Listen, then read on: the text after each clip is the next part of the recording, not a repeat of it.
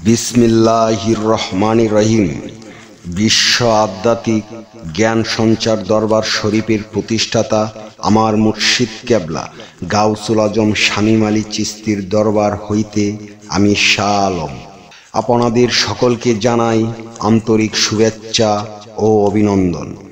আমার মুর্শিদ কেবলা গাউসুল আজম শামীম আলী চিশতির একটি গ্রন্থ হইতে কিছু আলোচনা নিয়ে আবারও আপনাদের সামনে হাজির হইলাম। আশা করি সকলে ভালো আছেন এবং সকলেই মনোযোগ সহকারে এবং ধৈর্য সহকারে শুরু থেকে শেষ পর্যন্ত আমার এই আলোচনাটি শুনবেন। আমার মুর্শিদ কেবলা গাউসুল আজম শামীম আলী চিশতি যে গ্রন্থটি লিখেছেন সেই গ্রন্থটির নাম হইলেন শরীয়তের পেট থেকে হাকিকত ও মারফাতকে উদ্ধার।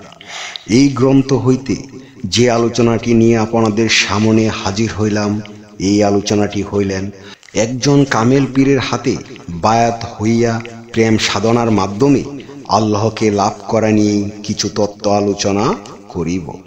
তাই সকলেই মনোযোগ সহকারে এবং ধৈর্য সহকারে সম্পূর্ণ আলোচনাটি শুনুন। শুরুতেই বিশ্বের সকল স্তরে লোকদের উদ্দেশ্য করে বলছি, আমার লক্ষ্য আমার মুর্শিদ কেবলা গাউসুল আজম শামীম আলী চিশতির লেখা গ্রন্থের বিষয়বস্তু আপনাদের সামনে উপস্থাপনা করা, যাতে আপনারা সকলেই হাকিকত জানতে পারেন, বুঝতে পারেন এবং হাকিকতের জ্ঞান নিতে পারেন। আল্লাহ তাআলাকে লাভ করিতে হলে সর্বপ্রথম পীর কেবলার প্রতি অধিক ভয়, ভক্তি, প্রেম রাখিতে হবে। তাহলে রাসূলের প্রতি প্রেম রাখা হবে। পীরকে পীর মনে করিয়া বসিয়া থাকলে হবে না। মনে করিতে হবে আমার সামনে আমার খোদা বসিয়া আছেন, কেননা মুমিনের রঙ্গেই মুমিনের কালবে আল্লাহ বসিয়া আছেন। কোন শিষ্য ভক্ত আছে, পীরকে দেখলে বা স্মরণ করিলেই চোখে পানি এসে যায়, স্মরণ হলেই যেন শরীর কাঁপতে থাকে। গুরুকে ছাড়া যেন ভক্তটি অসহায় হইয়া পড়িয়াছে।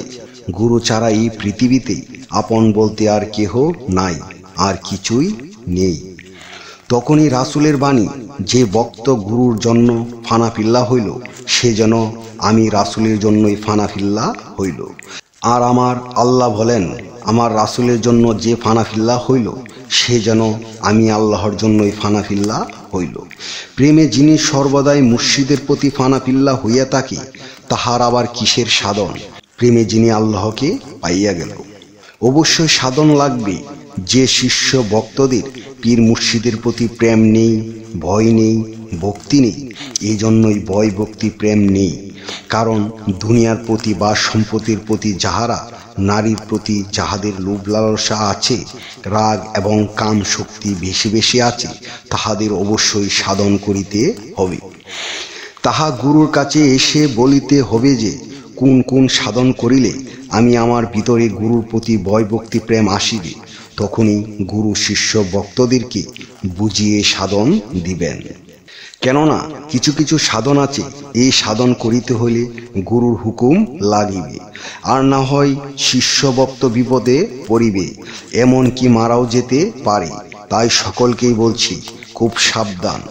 সাধনার কিছু নাম: রেচক সাধনা, পূরক সাধনা, কুম্ভক সাধনা, চিক সাধনা এবং গুরুর রূপে ধ্যান সাধনা। ছয় লতিপার ধারে ধারে দম আগুনে যেজন পুরি, গুরু রূপ রাখিয়া ঘুরে, জীব দেহটা দুর্বল হইয়া পরম জাগ্রত হইয়া পীরে। যখনই একজন ভক্তের পরমাত্মা জাগ্রত হয়, তখনই ভক্তের ভিতরে ভয়, ভক্তি, প্রেম জাগিয়া যায়।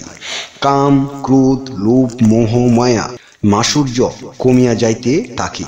তখনই ভক্ত গুরুকে দেখলেই কাঁদিয়া পেলে, দূরে তাকিতেও স্মরণ হলেও কাঁপতে থাকে। ভিতরে গুরু প্রেমে ঢেউ উঠিয়া যায়। এই প্রেমে ঢেউ থেকেই ফানাফিল্লা আসিতে থাকে। তখনই ভক্ত মুহূর্তে মুহূর্তে আল্লাহকে দেখতে পায়। আল্লাহ যেমন দুধের মধ্যে ঘি রূপে মিশিয়াছিল ভক্তের মধ্যে, তখনই গুরু দেওয়া সাধন করিয়া আল্লাহকে আলাদা করিয়াই দেখিল। আমি যে আলোচনাটি আপনাদের সামনে করেছি, এই আলোচনাটি আপনাদের কাছে কতটুকু ভালো লেগেছে? যদি ভালো লেগে থাকে তাহলে আমাদের এই চ্যানেলটি সাবস্ক্রাইব করে দিবেন। সামনে ভালো ভালো আলোচনাগুলো পেয়ে যাবেন। এবং আপনারা কি ধরনের আলোচনা চান আমাদেরকে কমেন্টে জানাবেন। আমরা চেষ্টা করিব আপনাদের পছন্দ মতো আলোচনা নিয়ে আসতে। আমার এই আলোচনাটি করতে যাইয়া কথা ভাষা চন্দে যদি কোনো ভুল হইয়া থাকে সকলেই আমাকে ক্ষমা ও সুন্দর দৃষ্টিতে দেখবেন। সকলেই আমার জন্য দোয়া করিবেন, আমি যেন আপনাদের সামনে ভালো ভালো আলোচনাগুলো নিয়ে আসতে পারি এবং শোনাইতে পারি। সর্বশেষে একটি কথা বলতে চাই, আল্লাহ গোপনেরও গোপন। সেই গোপনকে পাইতে হলে একজন কামেল মুর্শিদের কাছে যাইয়া বায়াত গ্রহণ করি। সেই গোপন ইবাদত ও গোপন সাধনার মাধ্যমে আল্লাহকে লাভ করিতে হইবে। সকলেই ভালো থাকবেন, সুস্থ থাকবেন। আল্লাহ হাফিজ।